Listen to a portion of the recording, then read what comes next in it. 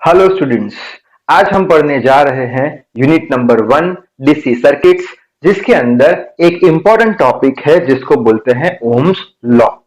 तो इस वीडियो में हम ओम्स लॉ कैसे बनता है, उसका क्या इक्वेशन है वो समझेंगे और अंत में ओम्स लॉ के 2 या 3 न्यूमेरिकल सॉल्व करेंगे। तो पूरा कंसेप्ट आपका इस वीडियो में क्लियर हो जाएगा।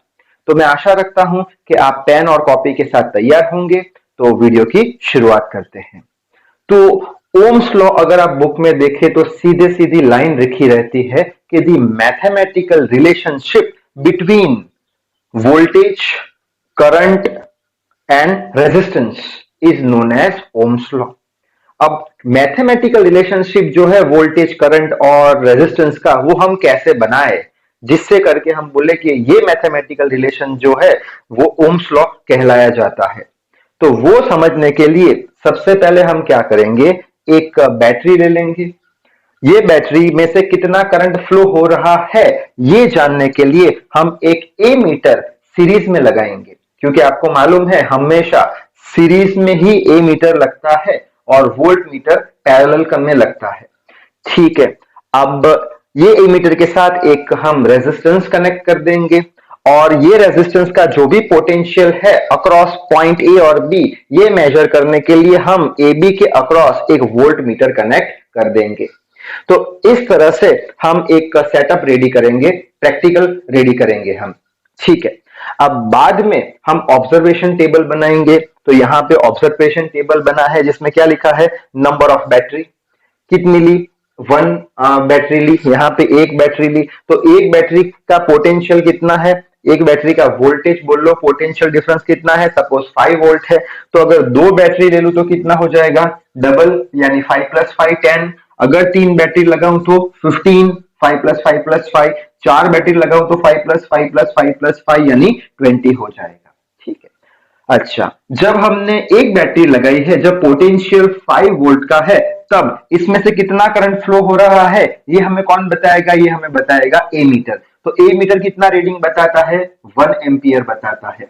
अच्छा, जब हम पोटेंशियल को डबल करेंगे यानी 2 बैटरी लगाएंगे, यानी 10 जब वोल्ट की बैटरी हम लगाएंगे तो ए मीटर में से कितना करंट पास होगा, ये मीटर बताएगा कि अब 2 एम्पियर करंट पास हो रहा है।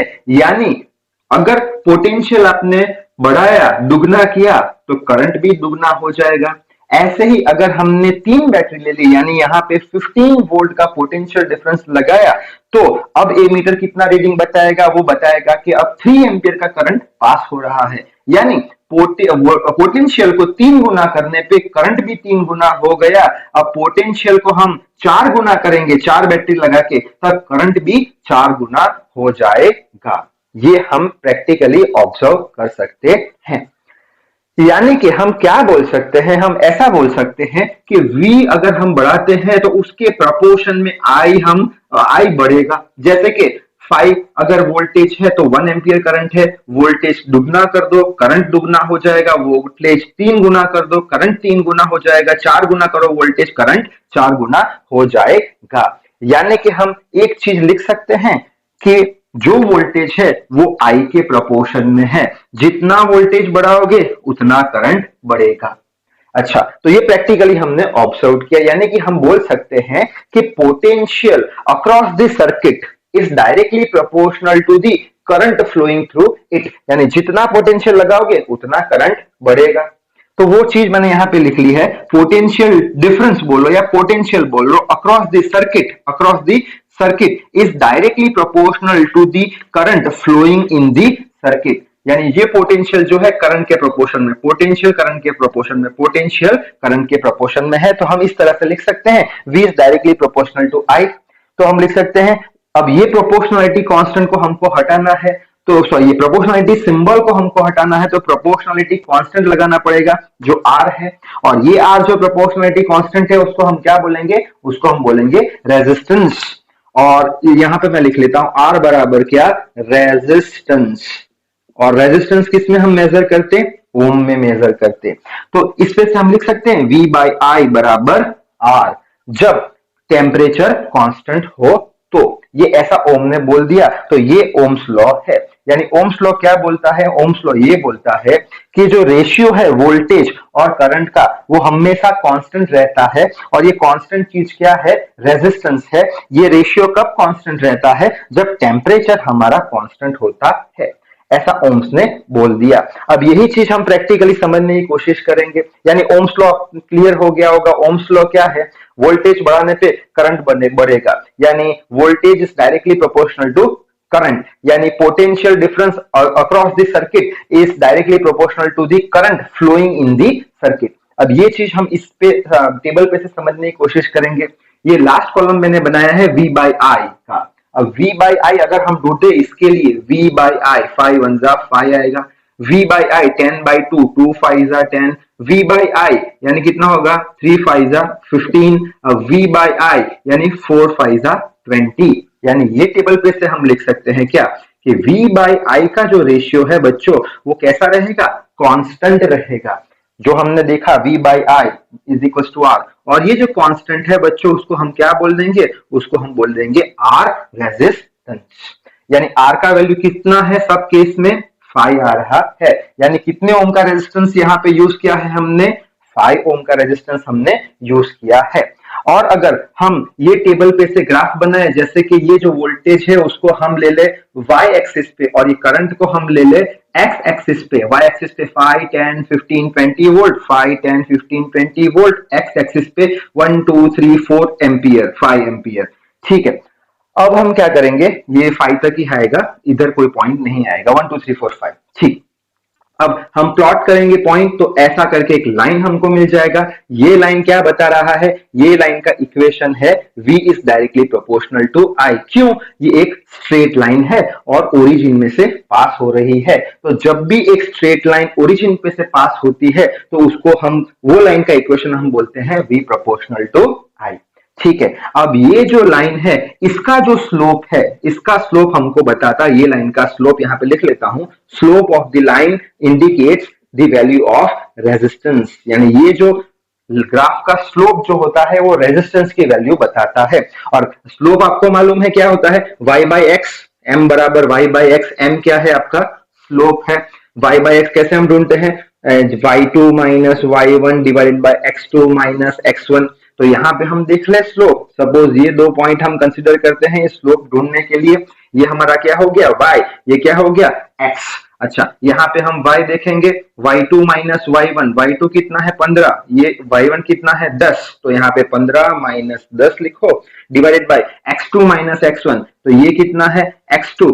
ये कितना है? x1, यानी 4 माइनस 3। तो ये कितना हो जाएगा बच्चों? यहाँ पे लिखता हूँ 15 माइनस 10 5 डिवाइडेड बाय 4 माइनस 3 1। तो रेजिस्टेंस कितना आ गया हमारा? स्लोप कितना आ गया? यहाँ पे मैं स्लोप लिख लेता हूँ।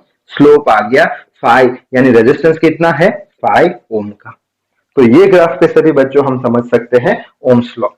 तो ये सारी कहानी थी ओम्स लॉ की।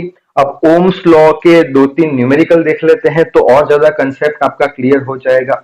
अच्छा, पहला क्वेश्चन ले लेते हैं। ये सपोज क्वेश्चन 1, जैसे कि यहाँ पे सपोज कर लो कि एक 10 ओम का रेजिस्टेंस है और ये 10 ओम का रेजिस्टेंस एक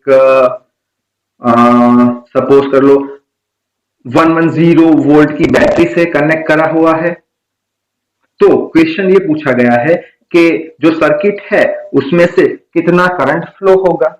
तो अब ये तो बच्चों का खेल है। क्यों? हमको पता है Ohm's law V is equals to IR। तो यहाँ पे लिखेंगे V is equals to IR। हमको क्या चाहिए? करंट जो फ्लो हो रहा सर्किट में। तो I is equals to V by R आ जाएगा। V कितना देके रखा है? 110 वोल्ट देके रखा है। और R कितना है? 10 ओम। 0 से 0 कैंसिल। तो सर्किट के अंदर कितना करंट फ्लो हो रहा है? 11 एम्पियर का करंट फ्लो हो रहा है। तो ये आपका आंसर आ गया। ठीक है, दूसरा एक क्वेश्चन ले लेते हैं, क्वेश्चन 2। अच्छा, जैसे कि यहाँ पे एक रेजिस्टेंस है, सपोज कर लो 2 ओम का। सीरीज में दूसरा एक रेजिस्टेंस लगा के रखा है 3 ओम का, और ये दोनों रेजिस्टेंस एक बैटरी से कनेक्ट किए हुए हैं। और ये बैटरी सपोज कर लेते हैं हम 10 वोल्ट की बैटरी है। तो क्वेश्चन क्या है? वही कि कितना करंट ये सर्किट में से फ्लो हो रहा है। अच्छा, तो कितना करंट फ्लो हो रहा है? तो हमें पता है I is equals to V by R जितना।